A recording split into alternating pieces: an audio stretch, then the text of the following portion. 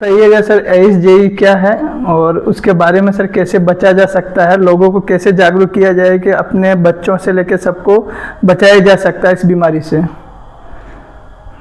ESG, जिसे आम बोलचाल की भाषा में हम लोग मस्तिष्क ज्वर भी कहते हैं, यह बिहार के उत्तर बिहार के कुछ क्षेत्रों में जो है ये बीमारी कुछ पर्टिकुलर समय से, जैसे ही गर्मी की शुरुआत होती है अप्रैल से लेके और जून जुलाई के महीनों तक जो है इस बीमारी का प्रकोप पूर्व में देखने को मिला है।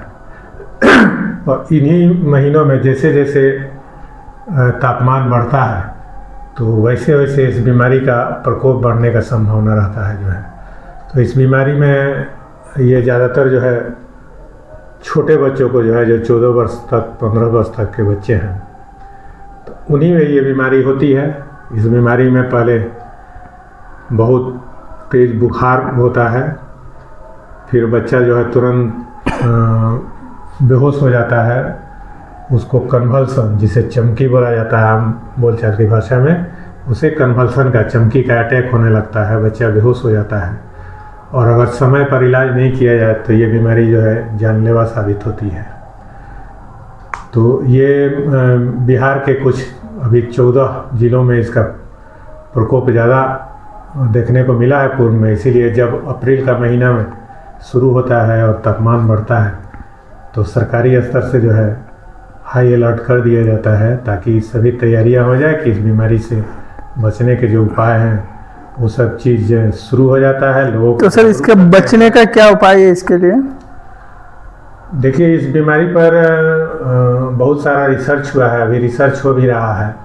जब ये मुजफ्फरपुर में कुछ साल पहले एक महामारी के रूप में फैली थी जिसमें हमारे बहुत बच्चे जो है मर गए थे, तो उस समय CMC वेलोर से और भी दूसरे राज्यों से और राष्ट्रीय स्तर से टीम आई थी। उन लोगों ने यहाँ पर काफ़ी इसकी पड़ताल की थी। पहले लगा कि कुछ पर्टिकुलर जो वायरस है उस वायरस के चलते होता है, जिसमें जिसको जापानीज वायरस कहा जाता था, उसी के नाम पर ये जापानीज इंसेफेलाइटिस कहा गया। फिर बाद में देखा गया कि पर्टिकुलर इस महीने में ही ये बीमारी होती है। उस समय आम और लीची का सीज़न होता है, तो कच्चे फल जो गिरते हैं लीची के या आम के, तो तेज़ गर्मी में जब बच्चे उन फल को खाते हैं और घर पर आते हैं तो कुछ ऐसा देखा गया कि उस कच्चे फल के प्रभाव से शरीर के अंदर कुछ इस तरह के रासायनिक परिवर्तन हो जाते हैं, जिसके चलते अचानक से शुगर का लेवल जो है, जो शर्करा का स्तर है, वो अचानक से बच्चों में कम हो जाता है और रात में वो बच्चे सोते हैं और अचानक से बेहोश हो जाते हैं। सुबह में जब माँ जगती है तो देखती है बच्चा बेहोश पड़ा हुआ है। तो इसमें एक थ्योरी वो भी माना गया कि बच्चे ज़्यादा गर्मी में जाते हैं, कच्चे फल खाते हैं, अचानक से फिर ठंड में आते हैं, बिना खाए हुए गर्मी के दिन में सो जाते हैं, अचानक से शुगर लेवल डाउन होता है, शर्करा का स्तर नीचे आता है। तो एक कारण वो भी है। कई कारण माना गया कि इस महीने में वायरस का प्रकोप, बहुत सारे वायरस हैं जिनका संख्या बढ़ जाता है, तो कुछ ऐसे वायरस हैं जिनका इन्फेक्शन होता है और किसी तरह हमारे ब्रेन का जो सिस्टम है, अंदर ब्रेन का जो अंदर का जो टिश्यू रहता है उसके अंदर, या जो ब्रेन की झिल्ली होती है उसके अंदर जो है उसका इन्फेक्शन हो जाता है सूजन होने से। फिर वो बच्चा बेहोश हो जाता है तेज बुखार के साथ, उसको फिर मिर्गी टाइप दौड़ा पड़ता है। उसके नाम पर ही इसको चमकी बुखार भी कहा जाता है। तो इसमें कई तरह की थ्योरी हुई, लेकिन इसमें ये माना गया कि इस महीने में अगर बचाव किया जाता है कि बच्चे बहुत ज़्यादा तापमान में नहीं निकलें, जो भी कच्चे जो लीची के फल हैं, विशेष रूप से कच्चे आम के फल हैं, उनका सेवन नहीं करें। रात को सोने से पहले बच्चे जो है खा के सोए, ताकि उनका जो है रात में शर्करा का स्तर, जो शुगर का लेवल है, वो डाउन नहीं हो। तो इन सब चीज़ों से जो है इस बीमारी की रोकथाम हो जाती है। तो इसलिए हम लोग इसमें जागरूक करते हैं, कई लेवल पर काम किया जाता है। जैसे जो हमारे सबसे निचले स्तर के जो हमारे स्वास्थ्य कार्यकर्ता है, जैसे आशा हो गई, ANM हो गई, इन सब लोगों का हम लोग प्रशिक्षण इस अप्रैल महीने के पहले ही 2-3 महीने से पहले से तैयारी हो जाती है। इन सभी लोगों को हम लोग ट्रेंड करते हैं कि चूँकि वो गांव में लोगों के नज़दीक जा रही हैं, तो वो ग्रामीण लोगों के बीच जो है उन लोगों को जागरूक करती हैं कि आप अपने बच्चों को इन चीज़ों से बताएं जो अभी हमने चर्चा किया कि ज़्यादा गर्मी में बच्चे जो है दोपहर के समय नहीं निकलें, कच्चे फल का सेवन नहीं करें, रात में बिना खाए हुए बच्चों को नहीं सोने दें।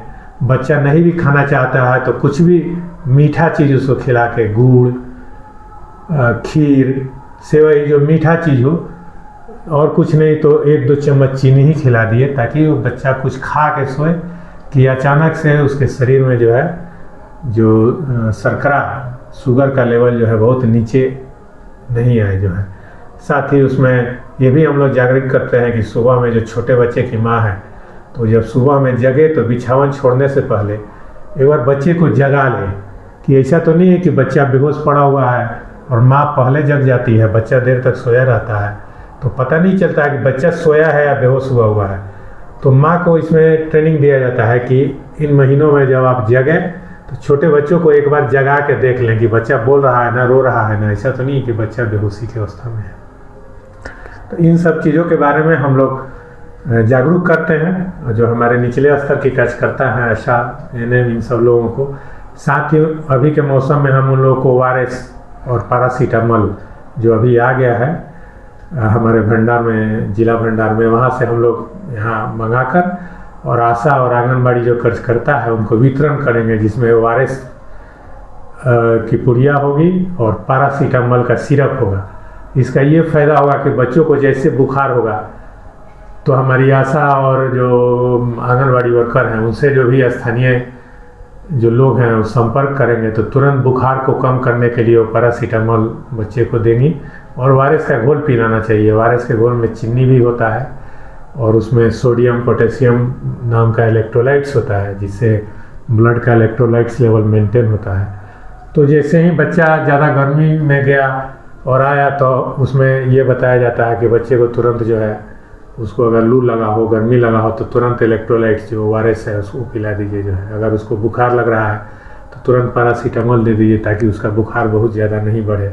एक बार बुखार 103-104 पहुँच जाता है तो ऐसे भी चमकी का जो दौड़ा होता है मिर्गी का, जिसको फेब्राइल कन्वल्सन बोलते हैं, उस तरह का लक्षण आ सकता है। तो इस तरह से हम लोग दोनों ही लेवल पर काम करते हैं। एक तो लोगों को जागरूक किया जाए और दूसरा हम अपने अस्पताल के स्तर पर भी तैयारी करते हैं कि सब के बाद भी अगर किसी बच्चे को इस तरह का दौरा पड़ जाए, वो अचानक से बेहोश हो जाए, तो उसके लिए है कि एम्बुलेंस का नंबर सब लोग को पता है, 102 एम्बुलेंस है। उससे भी नहीं तो जो आपके नज़दीक की आशा है उनको आप अपने क्षेत्र की जो हमारी एएनएम है उनसे जो है आप संपर्क करें और उनके थ्रू तुरंत जो है अस्पताल पहुँचें। हमारा एम्बुलेंस चला जाता है। इन महीनों में हम प्राइवेट एम्बुलेंस से भी 3-4 महीने के लिए कॉन्टेक्ट करके रखते हैं कि जिनके पास भी प्राइवेट एम्बुलेंस है उनका नंबर चारों ओर जो है हम लोग प्रदर्शित करते हैं अपने अस्पताल में कि अगर 102 एम्बुलेंस खाली नहीं अभी मिल रहा है तो आप प्राइवेट एम्बुलेंस को फ़ोन करें। वो एम्बुलेंस आपको घर से जो है बच्चे को लाके यहाँ अस्पताल में 24 घंटा चिकित्सक मौजूद रहते हैं। यहाँ पर तुरंत बच्चे का इलाज शुरू हो जाएगा और जो एम्बुलेंस फ्री प्रोवाइड किया जाता है, जो प्राइवेट एम्बुलेंस भी यहाँ लाएगा उनको पैसा सरकार के स्तर से दिया जाएगा जो है, उसमें मरीज को कोई पैसा नहीं देना होता है एम्बुलेंस को जो है। तो हम लोग यहाँ इन 3-4 महीनों के लिए अलग वार्ड बनाते हैं। मेरे यहाँ 2 बेड का वार्ड बना हुआ है जिसमें उस तरह के अगर मरीज आए तो उन्हें भर्ती करके यहाँ रख के हम उनका इलाज कर सकें। अगर उससे भी ज़्यादा सीरियस होता है कि एकदम गहरी बेहोशी की हालत में चला जाए बच्चा, तो फिर हम एम्बुलेंस से जो बड़ा अस्पताल है, जैसे हमारे सदर अस्पताल में भी AES का वार्ड बना हुआ है, वहाँ हर तरह के विशेषज्ञ हैं, वहाँ भेजते हैं। तो वहाँ पर भी भर्ती करके इलाज करने की व्यवस्था की गई है। उससे भी ज़्यादा अगर कॉम्प्लिकेशन बढ़ जाए तो फिर सरकारी एम्बुलेंस है। हम लोग मेडिकल कॉलेज जो अस्पताल है हमारे यहाँ, PMCH, IGIMS, उन अस्पतालों में जो है सरकारी तंत्र के माध्यम से ही जो है हम लोग बच्चे को आगे तक ज़रूरत पड़ने पर रिफर करते हैं। ठीक है।